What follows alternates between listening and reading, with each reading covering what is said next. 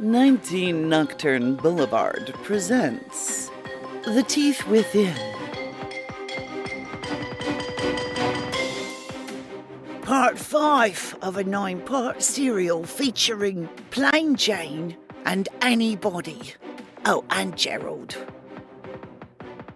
Welcome to Victorian England with a bit of a twist.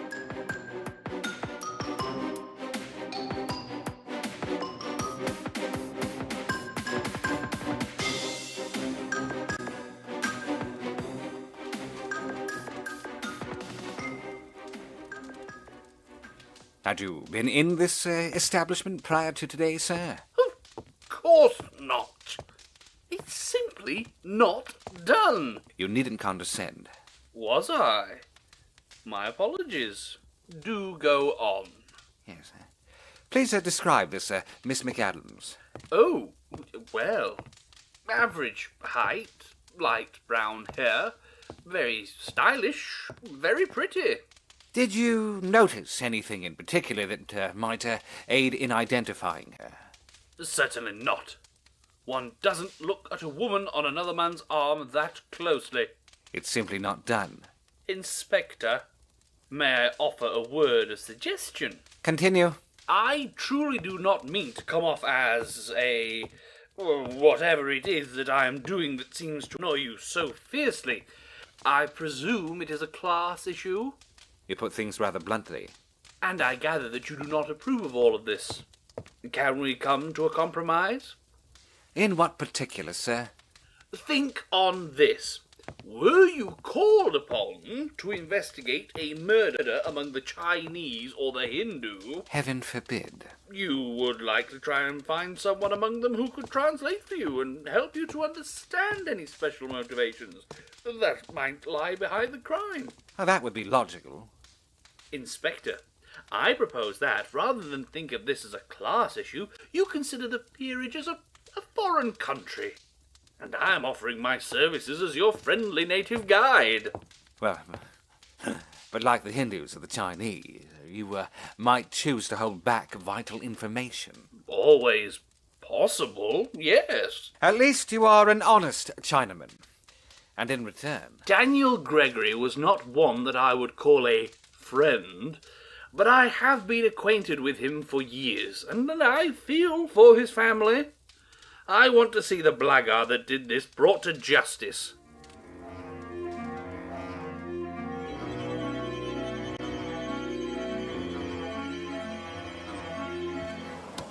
Oh, that's some nice work.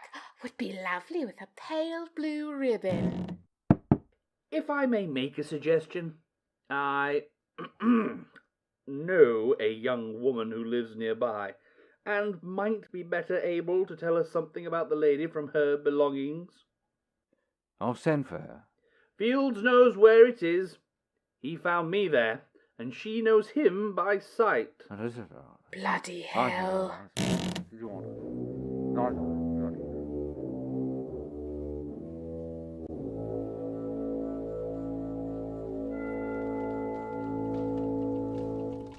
Come and look, Astrid, dear. Yes, Father. See this cog set? Very delicate. Yes. These 5 cogs, placed in precisely the proper order, will make any of our clockwork automata able to... Shh! What? Someone is coming. Do not worry, my dear. Why don't you go on to your room? Yes, Papa. Come in. I'm so glad you were able to come tonight. I have a new set of cogs for you. Ah. They are engraved with numbers. See here? As usual, to show the order they must be inserted. Oh?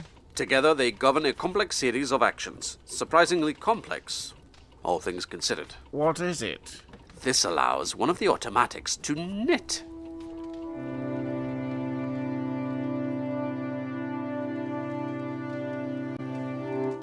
So, friendly native, where would such a lady go were she inclined to run off? She probably has friends and possibly even family in town, but there's no way to know where. There's no hiring exchange.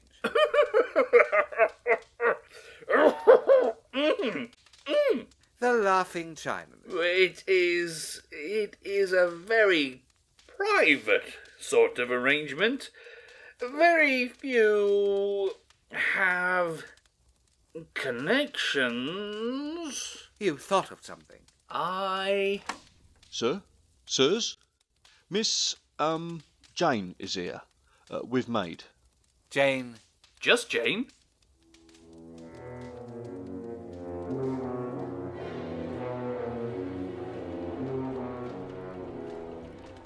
Have you been working more on making lenses for the automata? I don't feel like it. Lenses will be very helpful. Lenses require all sort of extra machinery to function. We have craftsmen to duplicate the machinery. You needn't waste your talents on that. But you are the only one who knows how to grind the lenses. Lenses are tedious. Knitting is useful. Think of a room full of automata making lovely warm socks.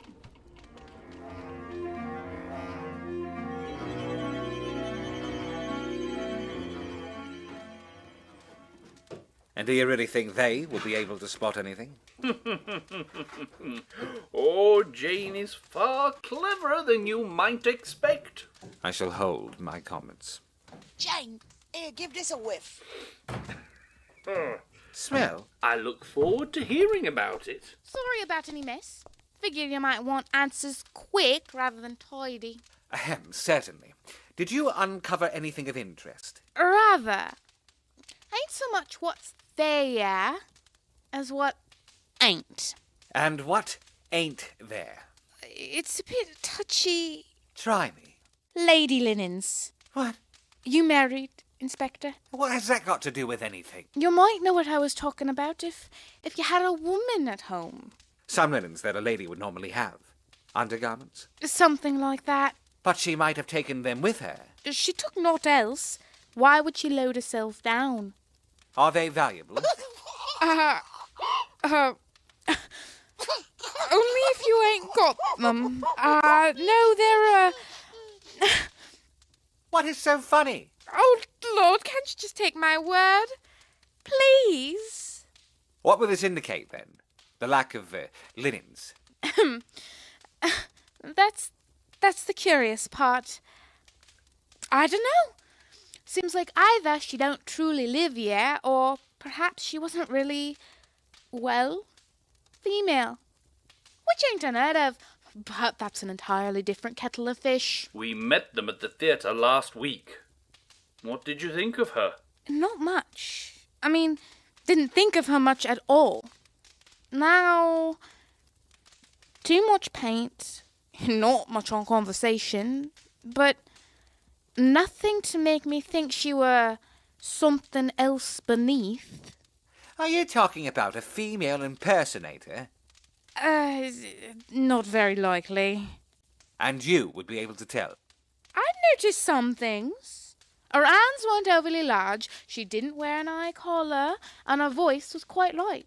Then what is it you are hinting at? Oh, was I hinting? Sorry.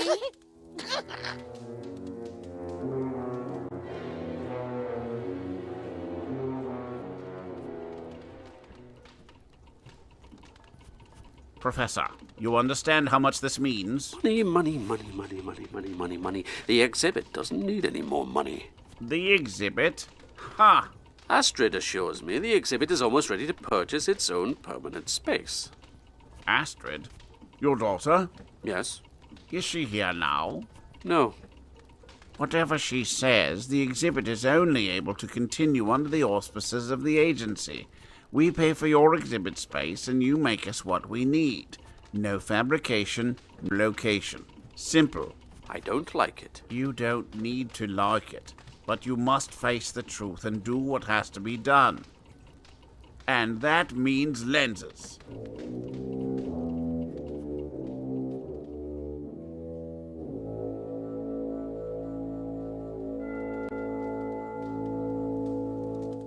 I get the feeling there is something else you have not yet broached. Well, I'm not sure what it is. Just tell me, and let me be the judge. It's just this. What is it? It looks like bath oil, Looks like. but open it and give it a whiff. Ain't nice. Really?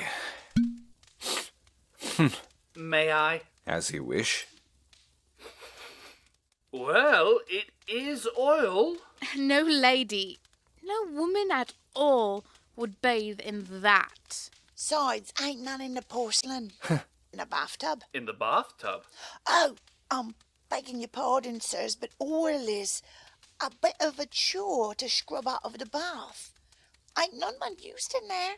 Not a slick. What else would one use such oil for? No, I'm that sort neither. Smells a bit of brass. So the oil is a mystery. Inspector, sir, we have word there might be another one.